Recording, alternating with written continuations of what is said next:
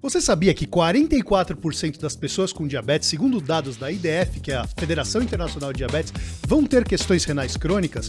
Então, hoje, a gente gostaria de conversar sobre o cuidado com os rins e esse é o tema do Glicast. Roda a vinheta!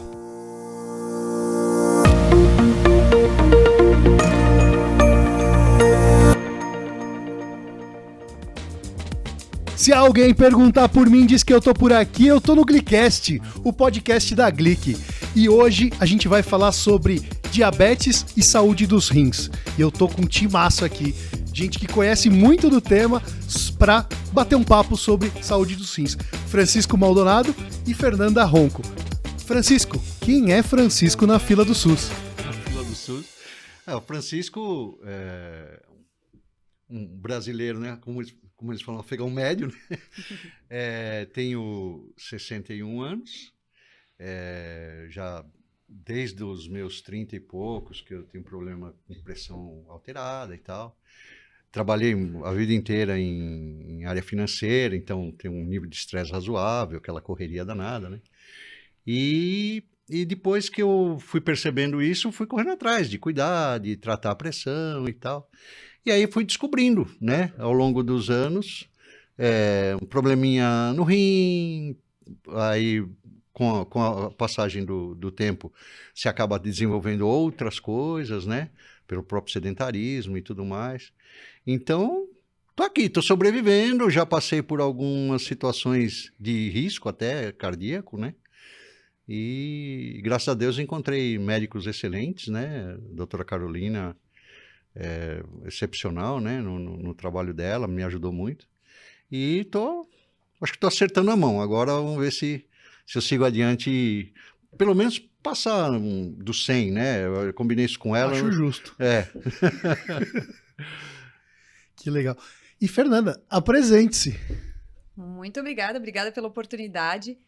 Eu sou Fernanda Ronco, eu sou diretora médica associada na AstraZeneca. Eu sou farmacêutica de formação, formada pela USP, Universidade de São Paulo, e eu venho trabalhando na indústria farmacêutica aí há quase 20 anos, e nos últimos 8 eu venho me dedicando mais para as doenças do coração, dos rins e do metabolismo. Então, hoje eu estou mais focada nessa parte, já com algumas especializações. E, Francisco, você estava contando, né? Me conta um pouquinho do seu diagnóstico. O que veio primeiro? O diagnóstico de diabetes? Diagnóstico de pressão arterial? Primeiro, a pressão arterial, até porque eu me senti mal e tal, e fui no médico, aí viram que a pressão estava alterada. Aí fiquei durante vários anos tratando a pressão alta com uma série de medicamentos, né? Não dava muito certo, aí trocava para outro e assim ia caminhando, né?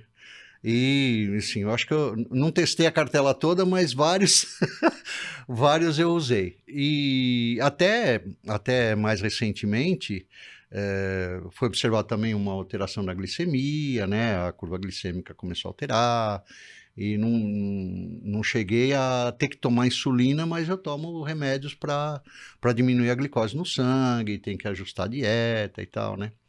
E também foi observado algum problema com os rins já, porque o rim ele acaba sendo o cara que toma pancada, né?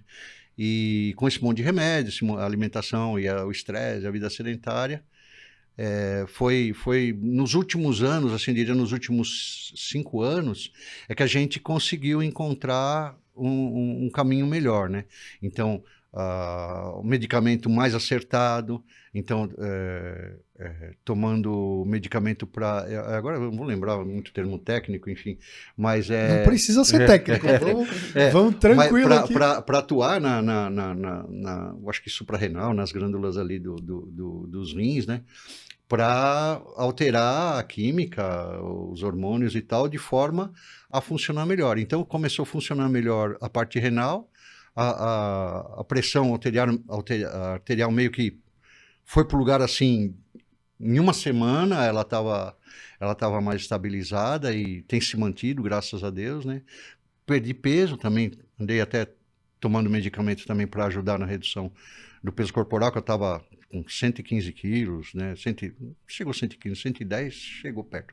E agora caiu bastante o peso, já estou com outra disposição, mas é uma coisa que, até eu brinco, né? Quando você não enxerga, você acha que o mundo é daquele jeito, né? Aí quando alguém te põe um óculos, você fala, nossa, que lindo, não sabia que era assim. É mais ou menos isso, porque a vida inteira eu tinha o organismo funcionando de uma maneira que não estava certa, né? Sim. E aí agora, com o ajuste da medicação, eu comecei a sentir essas diferenças e tal. E o cuidado que você tem que tomar, né? Porque depois dos 25, um monte de coisa começa a dar defeito, né? E, Fernanda, me ajuda a entender, acho que quando a gente está falando lá de pressão, a pressão arterial alterada, glicemia alterada, tudo isso afeta a rim de alguma forma? Com certeza. Quando a gente fala das principais causas da doença renal crônica, que é a doença dos rins, 2/3 das causas são hipertensão e diabetes. Então, lógico que existem outros fatores de risco, a própria obesidade, o histórico familiar e a própria idade também. Então, como o Francisco comentou, a gente vai envelhecendo, vai tendo uma tendência e a diminuição de como os rins estão funcionando, mas não necessariamente você vai se tornar um paciente com doença renal crônica, né? Mas, de qualquer forma, o aumento da idade, o histórico familiar e, principalmente, hipertensão e diabetes são os principais fatores de risco. E como que eles afetam o rim? Como é que a glicemia mais alta... para mim, acho que não é novidade, mas acho que para muita gente vai ser novidade falar que pressão alta, pressão elevada também afeta o rim. Como é que eles afetam o rim? Consegue me ajudar? Então, vamos lá, vou começar pelo diabetes. Show. Então, no diabetes, a gente, principalmente descontrolado, né? Estamos falando aqui do diabetes descontrolado. Tem o açúcar no sangue que vai estar lá em excesso. Esse açúcar no sangue, ele vai entrar em contato diretamente com o corpo todo, mas falando especificamente dos rins. Os rins têm várias funções, e a principal, que é a que a gente mais conhece, é a função de filtrar o nosso sangue. Então, eu tiro ali os resíduos, as toxinas, e controlo também a quantidade de líquido, de água que vai ter no seu corpo. Para eu ter essa função de filtração, eu tenho o que a gente chama de algumas unidades filtrantes nos nossos rins, que chamam glomérulos. Então, só a título de curiosidade, eles chamam glomérulos. Essas unidades, elas têm uns vasinhos sanguíneos bem fininhos, bem pequenininhos. E o açúcar do sangue em excesso a longo prazo, ele vai fazendo com que esses vasos eles fiquem mais estreitinhos e menores. Com isso, eu começo a causar uma lesão, um dano no rim. E aí esse rim passa a não conseguir mais fazer a filtração do jeito que ele deveria e ele começa a deixar passar as proteínas. Então, proteína é super importante para o nosso corpo, isso a gente sabe, né? A pessoa quando quer ganhar massa, até faz ali uma suplementação, então não deveria ter proteína na nossa urina. E esse, no caso, como o açúcar foi causando esse dano para os rins, ele faz sim com que eu comece a perder essas proteínas e isso sim é um ponto de ação. Lógico que tem outros pontos que podem contribuir aí para a doença renal crônica, como o próprio fato de que o diabetes, o açúcar descontrolado no sangue, ele também vai afetando os nervos no nosso corpo. E os nervos servem para quê? Para fazer essa comunicação do cérebro para os órgãos. No caso da bexiga, esses nervos vão fazer com que o cérebro entenda quando a bexiga está cheia. Se eu tenho ali uma lesão nesse nervo, eu não consigo ter essa comunicação muito clara e a minha bexiga acaba ficando cheia por muito mais tempo. E essa pressão da bexiga muito cheia também vai afetando o rim. E por último, um outro fator que contribui, mas o principal foi o primeiro que eu comentei, mas um último que contribui é o fato de a minha bexiga cheia, que fica com a urina por muito mais tempo, vai tendo uma chance maior de ter infecções do trato urinário. Além de que, quando eu tenho excesso de glicose no meu sangue, eu tenho também mais açúcar na urina. E a bactéria adora açúcar. Então, virou um ambiente perfeito para ele se reproduzir lá e se espalhar. Em geral, essa infecção vai ficar mais lá na bexiga e menos mal. Mas, em alguns casos, ela pode se espalhar, pode subir, como a gente fala, e afetar os rins. Então, esse conjunto aqui de ações do diabetes acabam potencialmente prejudicando, sim, os rins. Depois a gente fala sobre pressão arterial, mas eu queria só... Isso gera sintomas? A doença renal crônica nos estágios mais leves não tem sintoma. Conforme ela vai evoluindo, o paciente pode passar a ter sintomas muito relacionados com as complicações da doença renal crônica. Então, a doença renal tem 5 estágios, a gente fala que é a partir do 3 que pode ser que ele venha a ter algum sintoma. No 4, de fato, já tem uma série de complicações. E no 5, que é aquele estágio, de fato, quando o paciente já tem que fazer uma terapia renal substitutiva, né, uma diálise ou um transplante, aí realmente os sintomas são muito presentes. E Francisco, me conta um pouquinho de como foi esse segundo passo, né? Teve o diagnóstico de hipertensão, o diagnóstico de diabetes, mas da questão renal, do momento em que te contaram, olha, a gente vai precisar tomar um pouquinho mais de cuidado com o rim. O que aconteceu? Tratando a pressão, né, com medicamento, assim, vários princípios ativos, né, ao longo do tempo. E aí eu fui, na verdade, buscar a especialidade de endocrinologia porque eu precisava perder peso. Eu estava muito, muito acima do ideal, né? E fui na doutora Carolina. O que ela fez? Ela sacou uns exames assim que ninguém nem eu chegava no lugar, o cara nem sabia que exame é esse. Não, faz o que a doutora pediu. E assim, fez uma série de exames, percebeu uma série de detalhes do organismo que eu nem imaginava que tinha, lógico, né? Mas ela ia no ponto. E aí, com esses exames, conseguiu determinar que eu tinha realmente problema renal, num nível considerável já, né? E também ela ajustou uma medicação, já imediatamente já ajustou uma medicação que eu passei a tomar, foi tentando fazer as coisas funcionar. E tomei também medicamento para ajudar na perda de peso, né? E que foi sensacional, porque eu consegui ter um controle melhor da alimentação, do apetite, porque tem coisa que a gente não manda, né? O organismo da gente toma conta. Então, consegui, com essa ajuda dela, ir para o lugar. E aí, ela já pediu um exame das coronárias, né? Para ver, porque acho que um dos efeitos disso é afetar a parte circulatória também, né? Ah, não deu outra. Tinha lá uma obstruçãozinha que aparentemente não era tão grave, mas era importante. Aí me mandou direto para o cardiologista para ele dar o encaminhamento. Aí acabamos indo fazer um cateterismo, que ele falou, já deixa pronto, porque essa lesão ela pode ser menor do que está aparecendo no exame, pode ser maior. Uhum. Né? Era uns 40% mais ou menos. Aí a obstrução, é ateroma, né, que eles falam, da coronária. Aí o intervencionista, Dr. Breno, sensacional, ele já ficou preparado para, se tiver que fazer um stent, já estão com tudo aqui direitinho, não deu outra. Aí na UTI, na recuperação, né, ele chegou, o senhor deve comemorar aniversário o dia de hoje novamente. Eu falei, ferrou, né? O cardiologista gosta de brincar de Deus, né? Só tava 90% obstruída a coronária. Nossa Senhora. Cara, eu tava com o pé na casca de banana e não sabia, né? Tava 90%. Então talvez ele tivesse razão. Aí ele colocou o stent e tal, corrigiu a coronária, ficou legalzinho, tá? Isso tem um ano, fez um ano agora em novembro que eu fiz esse procedimento. Mudou minha vida, né? Porque, imagina, com 10% ali, então eu consigo ter uma atividade física até melhor, lógico, sem exagero, que eu ainda tô no resguardo, que nem diz o outro, que nem diz no interior, né? E aí eu tô assim, sentindo uma melhora generalizada com todas essas coisas juntas, né? E é aquilo que ela estava falando, é uma reação em cadeia.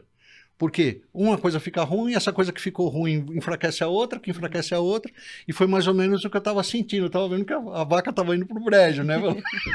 e com isso parece que... E ainda eu me sinto em recuperação e estou seguindo a medicação, cada hora faz um ajuste melhor, exames recorrentes e tal, para acompanhar bem. Mas graças a Deus agora eu estou mais confiante nos 100 anos agora, para chegar. Que legal. E, Fernanda, me ajuda a entender, prevenção é possível ou a gente vai descobrir no momento em que a gente já tem uma questão um pouco mais complexa? É super possível. Então, a prevenção, quando a gente fala de doença renal crônica, o principal é cuidar dos fatores de risco. Então, cuidar da pressão, cuidar do diabetes. Se fizer isso, já é mais de metade do caminho andado. Logicamente, tem outras formas de ajudar nessa prevenção e muito parecida com essas medidas que a gente sempre fala de mudança de estilo de vida. Então, exercício, alimentação, existem hoje algumas medicações que de fato contribuem aí para auxiliar nessa prevenção da doença renal crônica. Então, é muito importante para a prevenção eu ter esse cuidado dessas mudanças de estilo de vida, né? Como ele comentou, do peso, né? Se eu tô com um quadro de obesidade, é muito importante eu controlar o peso. Se eu sou fumante, é muito importante que eu pare, interrompa o tabagismo, né? Elimine o cigarro. E é muito importante eu fazer exames de acompanhamento. Então, anualmente você deveria fazer um exame de urina e um de sangue para ver como que está a creatinina e a albuminúria. E acho que existe também como avaliar seu risco, né? Acho Exatamente. Que a gente estava fuçando na internet por aí, encontrou uma calculadora. Conta pra gente um pouquinho mais da iniciativa da AstraZeneca. Com certeza. A gente está promovendo essa plataforma que chama Cuidando dos Rins, né? cuidandodosrins.com.br, que traz para o paciente que tem diabetes tipo 2, ele vai pedir alguns critérios, algumas características suas, como idade, o sexo, o tempo que você tem diabetes, etc. E ele vai conseguir te falar qual que é o tamanho desse risco. Se você já está com risco muito evidenciado aí de ter doença renal crônica, ou se ainda é algo um pouco mais distante. E por mais que, em teoria, como eu falei, a gente deveria fazer esse teste todo ano, mas se você sabe que você tem um risco maior de já estar com doença renal crônica, aí a gente ajuda, né, dá aquela conversada com o médico também, fala, viu, doutor, sei que eu estou em risco, melhor eu ver como que estão os rins, porque a gente vê que, infelizmente, quando a gente fala de Brasil, e na verdade até de mundo, em alguns casos, alguns desses exames, eles acabam não sendo pedidos e feitos como deveriam. E aí, viu um risco mais elevado, é legal fazer esse exame os exames de microalbuminúria com maior frequência. E são exames super simples, né? Então, o exame de sangue, que eu vou ver a creatinina para ver quanto esse rim está filtrando, e o de urina, que é esse de albuminúria, que de fato eu vou ver se estou eliminando a proteína que eu não deveria eliminar. Legal. Então, o que eu vou fazer aqui, a gente vai deixar aqui em cima na tela um QR Code para todo mundo, todos os usuários de Glic, todo mundo que assistiu o Glicast, poder lá ler o QR Code e fazer o teste de avaliação e de cuidado com os rins ali e ver seu nível de risco. A gente fez uma avaliação rápida aqui com uma amostra de usuários de Glic, a gente encontrou 41% da nossa população com risco elevado de desenvolvimento de questão renal. Então, é a hora de cuidar, é a hora de que tá ouvindo aqui porque quer aprender mais sobre rins, então sobre cuidado com os rins, então vale fazer o teste ali. E Francisco, me conta um pouquinho mais aí sobre sentimento, como que foi receber os diagnósticos, como que vem sendo aí. É assim, né? Eu até gosto das minhas frasezinhas de prateleira, né? Que a natureza ela não se defende, ela se vinga, né? Então, assim, eu tenho os fatores genéticos, né? Que esses aí não tem jeito, você nasceu com aquilo. E os fatores que você produz, né? Eu fui fumante durante muitos anos, né? Já tem 23 para 24 anos que eu deixei absolutamente o cigarro. Graças a Deus, né? Parabéns. E esse o estilo de vida, tarará.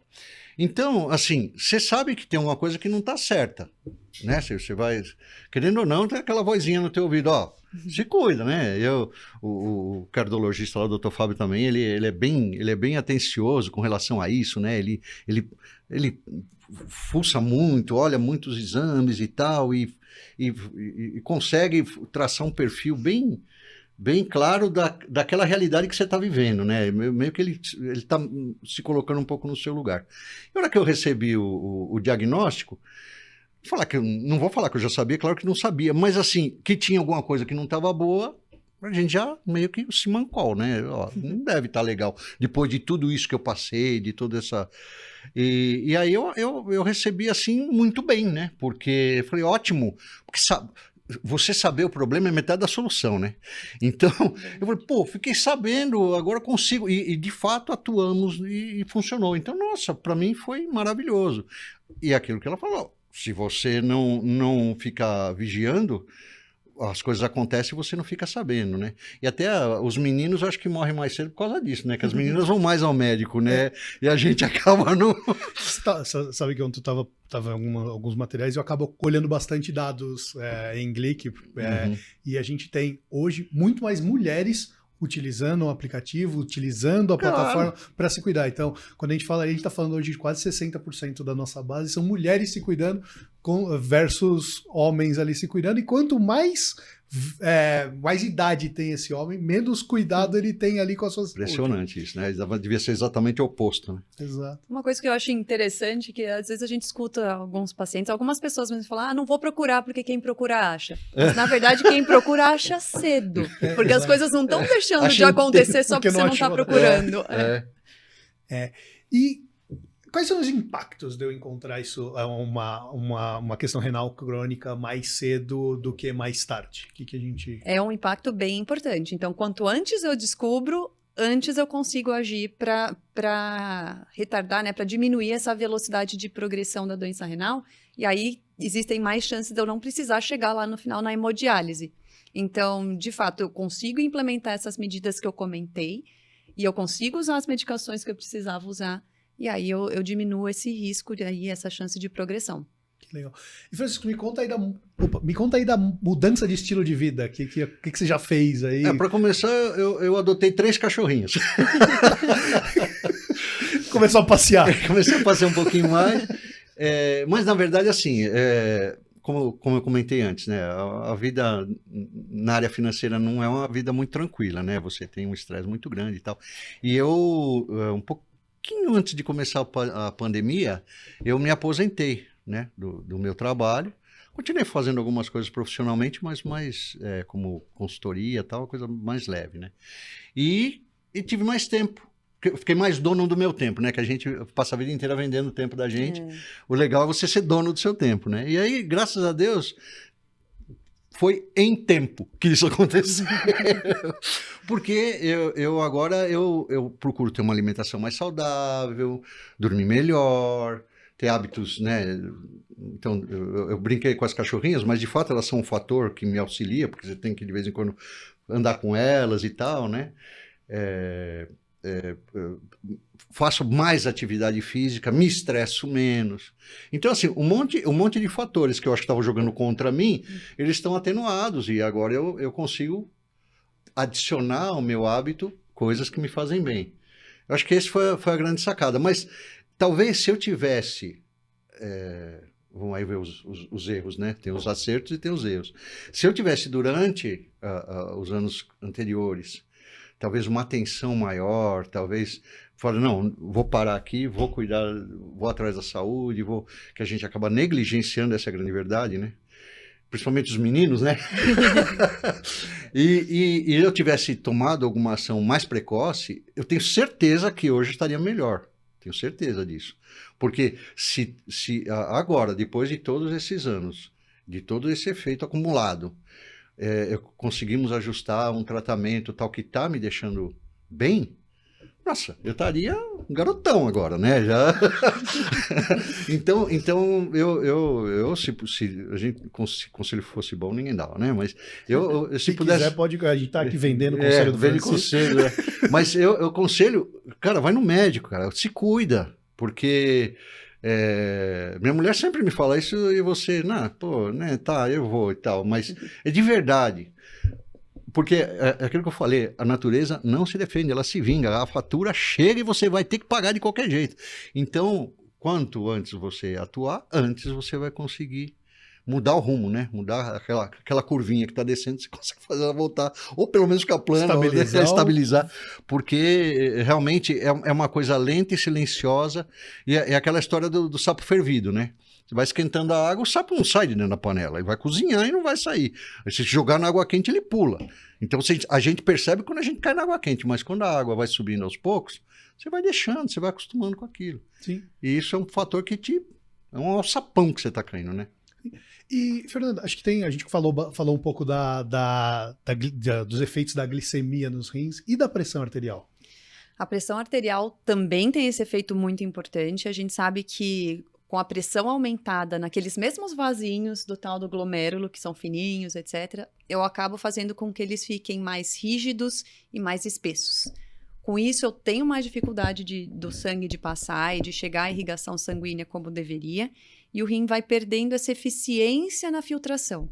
Então, quando a gente fala da glicemia, ela está mais ligada ali com lesão, então causa um dano para os rins. E a hipertensão, né, a pressão alta, eu vou fazendo também com que o vasinho vá mudando, mas aí ele perde a eficiência, a capacidade dele de ir filtrando a quantidade de sangue na velocidade que ele deveria.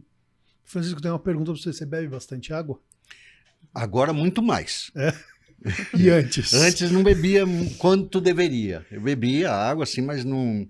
Aquela história de 3% do peso corporal ficava longe, né? Hoje em dia eu bebo bem mais água. E, incrivelmente, eu tenho acordado menos durante a noite para ir ao banheiro, porque está funcionando melhor, né? Então, eu bebo mais água e o funcionamento do organismo está mais regrado e tudo mais. E muda alguma coisa? Beber bastante água, não beber pouca água, muda alguma coisa na função renal? Muda. Quando a gente fala, no caso mais grave, uma desidratação que seja mais severa, é lógico que eu tendo uma desidratação por muito tempo, de forma crônica e prolongada, eu vou afetando os rins. Mas fora isso, se eu fico com a urina muito concentrada, eu tenho uma chance maior de ir formando aqueles cristais ou aquelas pedrinhas, que também afetam os rins, e a própria questão das infecções, né? Então, fica a urina lá muito concentrada, e aí você vai juntando as coisas, né? A urina concentrada com muito açúcar, etc. E aí eu, de novo, aumento esse risco de infecção. Então, existe aí um papel importante da hidratação para o funcionamento dos rins. Inclusive, tem um detalhe ao longo da vida, você vai aprendendo um monte de coisinha, né? Você tem que estar sempre acompanhando a cor da urina, né? Se a tua urina está escura, sinal de alerta. E se ela está bem clarinha, quase chá de erva doce, né?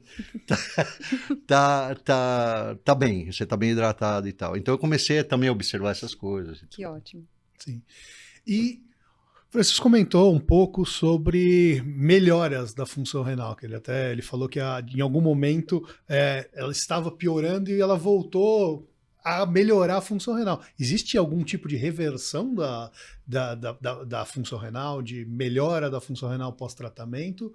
Ou o tratamento é estabilizar no momento que a gente teve o diagnóstico e começou esse tratamento? Em geral, é estabilizar e evitar a progressão. Em alguns casos, você pode ter uma melhora, mas um paciente que tem doença renal crônica, ele nunca vai deixar de ter doença renal crônica. Então, sempre vai ter que ter esse cuidado. Às vezes as pessoas falam, mesmo se eu transplantar um rim, então eu passei a ter um novo rim, eu continuo doente renal crônico? Sim, porque você nunca volta ali para o 100%, como quando você nasceu, que você tinha todos os seus glomérulos lá, todos os seus filtros funcionando. Entendi. E diálise, o que é, quando é importante, como que a gente faz, quando que chega nesse momento, como que é? Me conta um pouco mais sobre isso. Com certeza. A diálise faz parte do que a gente chama de terapia renal substitutiva, então ela vai substituir o rim, quando o rim já está com uma capacidade de filtração muito baixa, então a gente fala menos de 15%, menos de 15 mililitros por minuto. Então, a gente precisa que tenha esse apoio externo ao nosso corpo, porque senão o excesso de toxinas vai realmente causar uma série de sintomas para os pacientes. Então, a partir desse momento que a filtração está muito, muito baixa, eu preciso entrar em diálise. Existem alguns outros motivos que também podem levar à diálise, e às vezes eles são combinados, inclusive, não é um isolado, mas eu comentei que o rim tem vários papéis, né? E o mais comum é esse que a gente conhece, o da filtração. Mas o rim produz uma série de hormônios. O rim controla alguns eletrólitos, né? Então, potássio, sódio. Então, acontece de fato nesses estágios mais avançados que o paciente tem o que a gente chama de hiperpotassemia. Então, o potássio está muito alto, eu não consigo eliminar porque é o rim que é o responsável por fazer essa eliminação. E isso pode afetar o coração. Então, aí eu preciso também entrar em diálise. Às vezes, a própria ureia fica muito elevada, que é uma toxina, e aí com isso o paciente começa a ter vários sintomas, como uma coceira super intensa, náusea, então vários sintomas, e aí você vai somando essas coisas, ou tendo um ou outro, e você fala, putz, a partir daqui eu preciso que o paciente faça a diálise.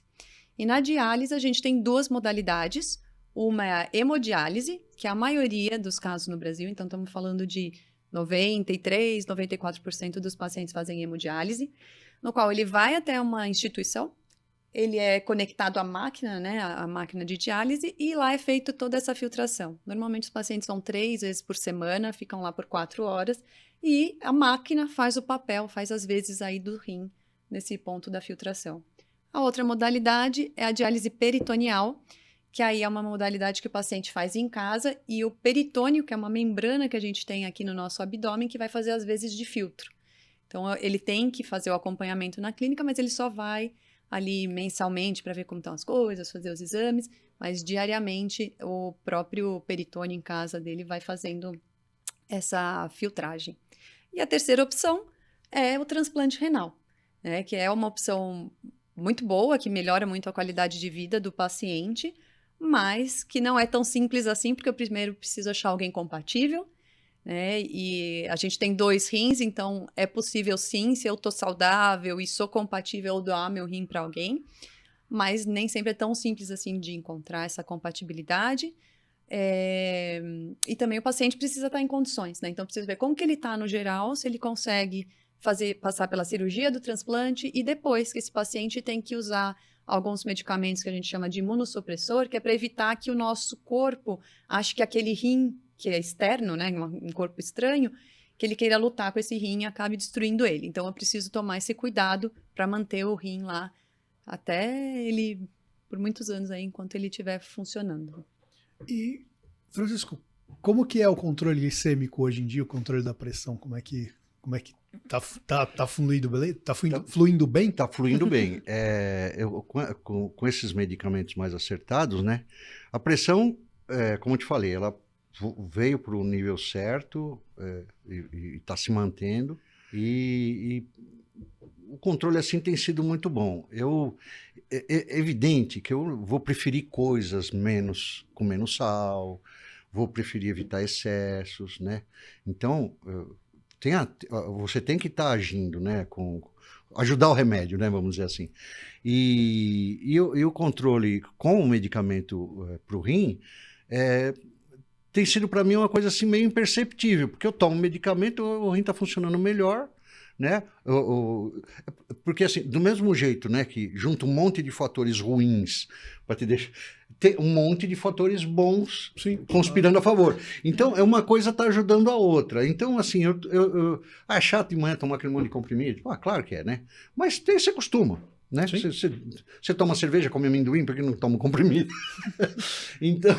Então, assim, está sendo tranquilo. Eu tenho procurado evitar tudo que pode jogar contra. Às vezes você sai um pouquinho da linha, mas assim, não tem excesso, porque... Sabe, a gente estava brincando um pouquinho antes de gravar, né? A gente estava falando de festas, né? A gente está chegando tá ali no final do ano. O que te engorda não é o que... Sua frase é como é que é? O que te engorda não é o que você come entre o Ano Novo, o Natal e o Ano Novo. O que te engorda é o que você come entre o Ano Novo e o Natal. Então, não confundir. E agora é uma época terrível, né? Porque... tudo, né? É isso aqui, experimenta. Então, assim, se permite experimentar algumas coisas, mas sem excesso, tal. Eu gosto de tomar vinho, é a bebida que eu mais gosto. Mas eu também não vou encher a lata de vinho. Eu tomo uma tacinha, 2 no máximo, e tá tudo bem, né? Que até acho melhor, porque você vai tomar cerveja, você toma 15 latinhas e, enfim, faz muito mais mal, né? Então, tem que ter... Eu acho que dá para você ter uma vida normal, né? Sem ser chato, ele não pode isso, ele não pode aquilo. Tenta dosar, né? Para você ter uma vida normal. E o medicamento bem ajustado, ele te ajuda. É uma coisa também que eu às vezes vejo muita coisa na internet, enfim, tem muita história de automedicação, tem muita história de sugestão milagrosa, tu toma um litro de vinagre, faz não sei o quê. Eu não sei, né? Pode até ter algum sentido, mas assim, se um médico que está lá, especialista naquele assunto, vai te pedir uma batelada de exames para poder te dar um diagnóstico com precisão para você, como é que você vai se basear numa opinião de um X qualquer que o cara nem sabe que você existe? Então, eu acho até que é um alerta importante de se fazer, né? Mas no médico, ele olha você. E você é um indivíduo, não adianta você querer massificar. Eu vejo muita gente se entupindo de coisas, suplementos, creatina e não sei o quê. Por exemplo, eu não posso. Porque se eu tomar creatina, é creatina, né, que fala creatina. Se eu tomar creatina, eu tô ferrado, porque o meu rim vai ser submetido a um negócio que ele não suporta, né? Aí eu vou vendo a moda e vou atrás. Não pode. Então, as pessoas precisam ter consciência disso, né? A informação correta, né? A informação verdadeira é o maior ativo que você pode ter, né? Porque você sabe o que está fazendo, vai dar o passo certo, evita. E outra, tem aquelas pessoas que querem você bem também, né? Então, até em respeito àqueles que estão com você, você precisa ter uma cautela maior, né? Não sei. Com certeza, Francisco, que você estava falando, esse é um ponto super importante que você trouxe da automedicação, que eu acabei não comentando antes, mas um dos fatores de risco e uma coisa que prejudica muito os rins é o anti-inflamatório. E quem que às vezes não sente uma dorzinha nas costas, o não hormonal, né? Ele fala, deixa eu tomar aqui um anti-inflamatório, vai por conta na farmácia, compra, e isso para o rim é um veneno. Então, de fato, você tomar esse cuidado de não sair se automedicando, por mais que às vezes a gente fale, não, eu sei como tratar essa dor de garganta, eu já tive antes. Calma, vamos ver se é o melhor momento, se a dosagem, o período de uso está correto, porque senão eu estou lá sobrecarregando o meu rim, como você falou, e não estou nem percebendo. Então, médico é fundamental nessa jornada ali de cuidado com o rim. Então, qualquer medicação tem que ter prescrição médica, né? Perfeito. Legal. E o que foi mais difícil na jornada? Conta dessa jornada de cuidado, de mudança de hábitos. O mais difícil foi, na verdade, duas coisas, né? Perder peso e mudar a atividade física, né? Porque você fica ali no computador, no celular, encosta no sofá, televisão, não sei o quê, tal, né? E para comer a gente sempre tem disposição, né? E estresse e coisa. E também tem uma coisa que para mim foi muito importante, que eu acho que junto com essas duas coisas acabou sendo a cerejinha do bolo. Às vezes a gente se estressa, assim, você fica olhando para uma notícia, recebendo uma informação, um negócio que te irrita. Não vai adiantar nada. Você vai saber daquilo e o que você vai fazer? Você vai ficar irritado, isso você vai te estressar, vai mudar. Porque é aquela tal história, né? Quando você tinha que caçar o javali, precisava toda aquela história de, né, adrenalina, um monte de coisa, você ia atrás do javali, enfrentar o tigre de dente de sabre e tal. Hoje não, você liga, vem, né? O javali fritinho já. Aí, o que você faz? Você fica submetendo o seu psíquico a uma carga emocional absurda, inútil. Então, parei de ver um monte de coisa, tanto na TV, quanto na internet, quanto nas conversas. Então, fugir daquilo que me faz mal. Não uma fugida covarde, mas evitar. Se tiver que bater boca, discutir, a gente não tem problema, vamos, né? Mas evitar aquilo que não vai me agregar. Eu vou ser exposto a uma emoção que... O que eu vou estar melhor depois daquilo? Nada. Se eu for exposto a uma emoção que servir para, sei lá, ajudar a abrir o olho de alguém, evitar um acidente, beleza, vamos lá, vamos fazer, vamos estressar e tal. Agora, tem muita coisa que chega em você só para te irritar mesmo, né? Essa é a grande verdade. E eu acho que esse foi um dos mais difíceis de dar esse...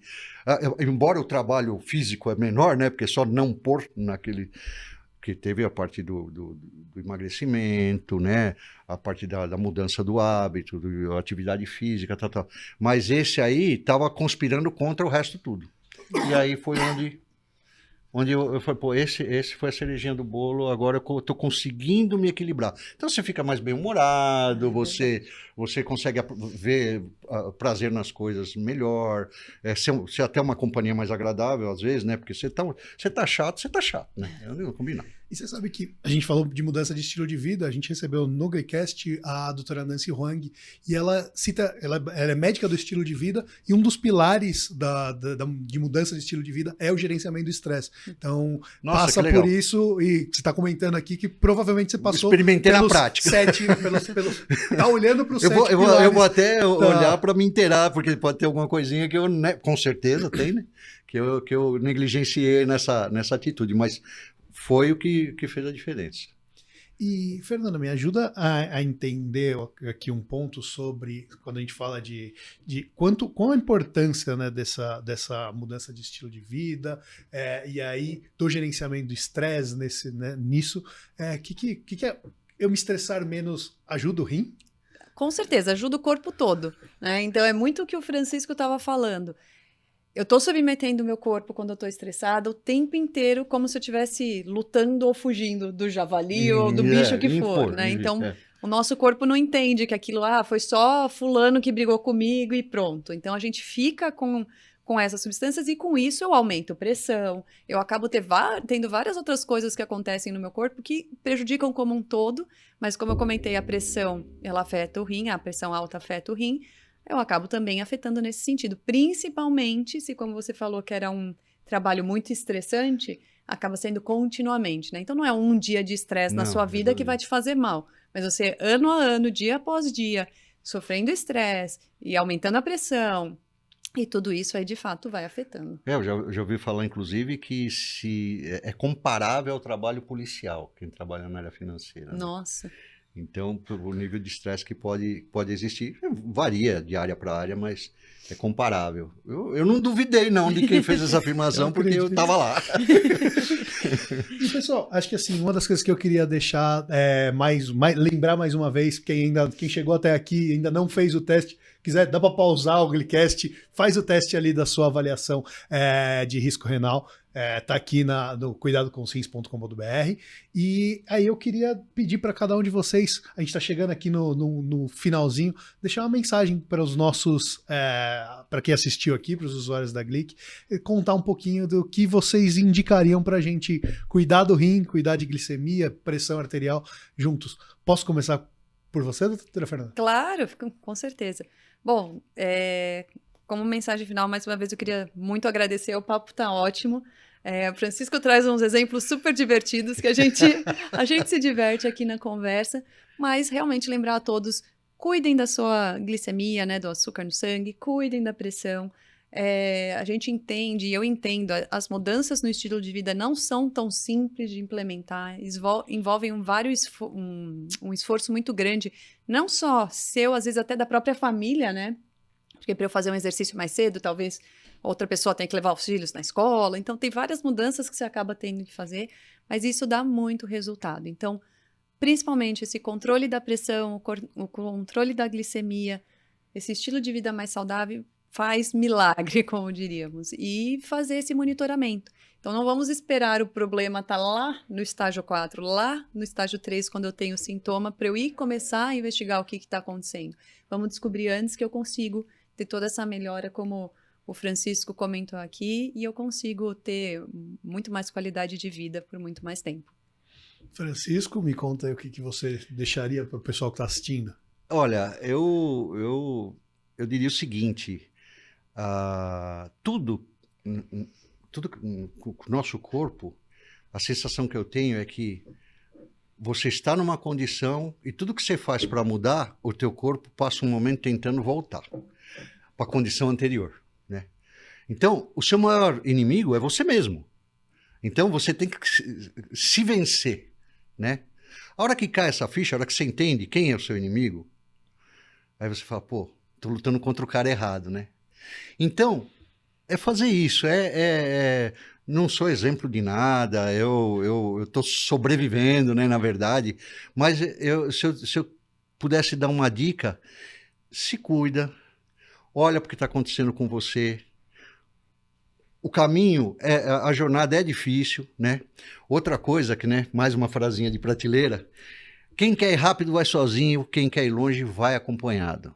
Então, vai no médico, procura gente que conhece, procura gente que pode te ajudar, te agregar, porque não é fácil. A gente tem muito mais coisa lutando contra o nosso bem-estar, a nossa saúde, do que a favor. Infelizmente, esse é o mundo moderno.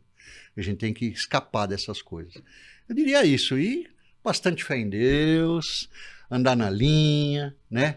Procurar ter um pensamento sempre positivo, afastar da tua mente aquilo que destrói, que aí você vai ser luz e não treva. Você vai estar onde você estiver, você vai conseguir trazer um pouco de bondade naquele ambiente. E é isso, acho que você tem que servir para isso, eu acho. O resto é tudo consequência. Sabe no Jô, quando tá acabando uma entrevista boa e começa aquele eu tô nesse mood, nesse legal. momento. Porque eu adorei o papo, as frases. Eu adoro frases, então pra mim e pra mim foi uma honra estar aqui, nossa, poder participar disso, meu Deus, assim, não imaginava. Quando me falaram, que me apreensivo, falei, meu Deus, vou fazer porcaria logo. Nossa, foi excelente, porque foi uma oportunidade de partilhar, né, uma experiência que, para mim, foi valiosíssima, né? Até porque se refere à minha vida continuar mais. E deixar um legado. Deixar um legado. E eu tenho uma dica pro pessoal também. Quer registrar as glicemias, quer registrar a pressão arterial, levar tudo isso organizadinho pro médico? Tem um aplicativo que eu conheço que é bom aí, que chama Glic. Tanto no celular quanto no WhatsApp dá para registrar todas as glicemias que você mede, registrar a pressão arterial, tudo isso organizadinho, já chega na consulta com um relatório bonitinho para levar para consulta e o médico ter informações para evoluir o tratamento. Então, tá aí também, a gente vai deixar aqui QR Code, deixar conteúdo aqui na tela pra gente. E eu queria agradecer cada um de vocês por estar aqui. Obrigado, Francisco. Obrigado, Fernanda. E para mim foi incrível esse papo. Muito obrigada. Gostei muito também. Foi muito Fernanda, divertido. Muito divertido. E assim, a gente não percebe a quantidade de coisas que nós ainda não sabemos, né? Com certeza. E para mim foi ótimo também. Muito obrigado. Show. Até mais. E você que assistiu até aqui, obrigado. Até o próximo Glicast. E deixa o like.